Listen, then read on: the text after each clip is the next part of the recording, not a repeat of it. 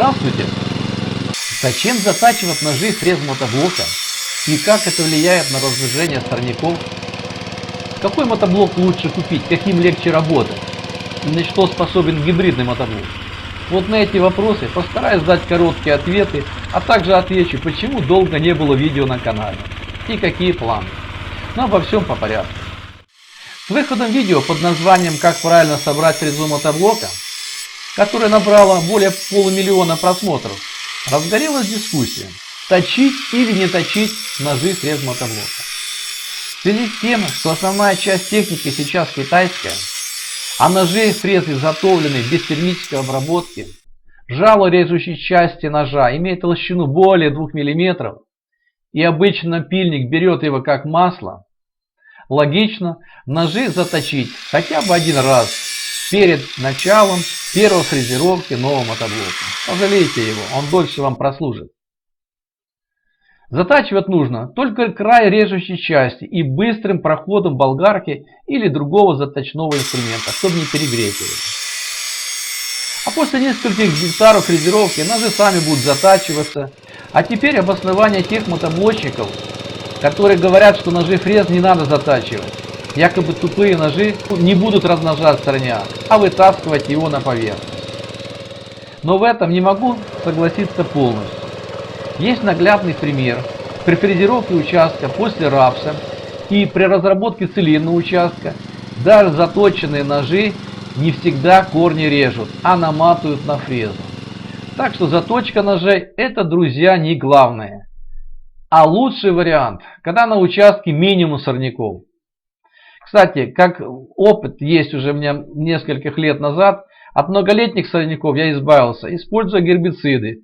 После сбора урожая обрабатывал избирательно только листья сорняка, например, березка, перей и другие. После этого он быстро засыхал, потом уже можно было посеять сидират. Мне, кстати, нравится горчица. Она за счет быстрого роста зеленой массы глушит уже однолетний сорняк.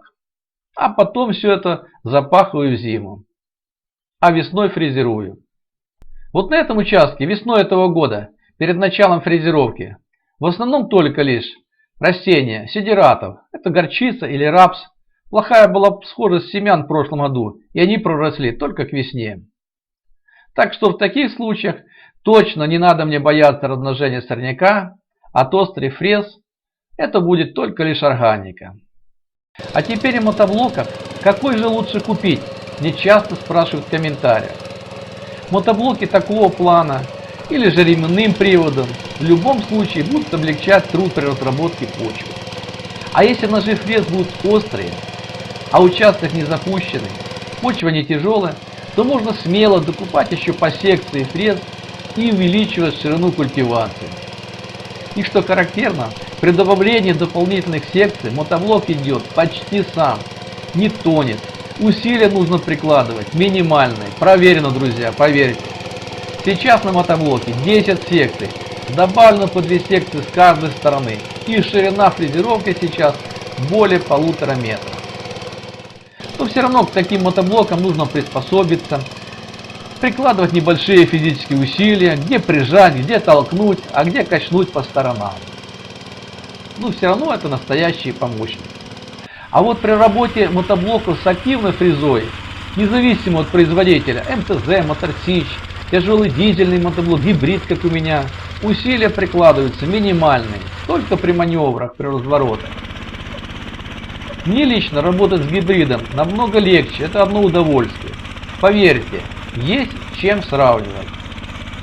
Для облегчения работать с мотоблоком фрезу уравновесил грузами на носу. Здесь есть разблокировка каждого колеса, поэтому при поворотах достаточно нажать рычажок и мотоблок сам разворачивает. Усилия при маневрах минимальные. В зиму этот участок пахался в развал, и борозда посередине участка фрезой выравнивается без проблем. Кто обратил внимание, что почва уже слегка потресканная, удержание влаги бороной с мотоблоком на этом участке не проводил. Сразу фрезеровка. Не до этого было. В этот раз произвожу испытание. Фреза идет без упорного колеса на максимальную глубину. Это точно есть 16 сантиметров. Под редуктором установлены два неподвижных дополнительных ножа, об этом я в предыдущих видео показывал, которые рыхлят почву на такую же глубину, как и вся фреза, поэтому нет мертвых зон под редуктором. В правой части фрезы произвожу небольшое перекрытие, то есть практически весь участок ровно разработан. Но все-таки при максимальной глубине фрезеровки двигатель, даже если 18 в нем лошадиных сил, уже чувствует нагрузку. Приходится давать обороты в пределах 2200 оборотов в минуту. Скорость при этом мотоблока получается в пределах 1,5 км в час. Это при том, что на движке установленный шкив диаметром 90 мм, а ремень стоит профиля А. В данном случае ремень выполняет роль предохранителя.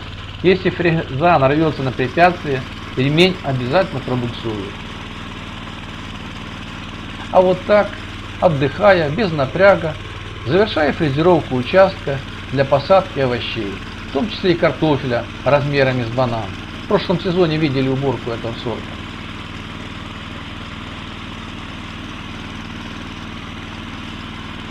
А теперь отвечу на вопрос, почему так долго не было новых видео.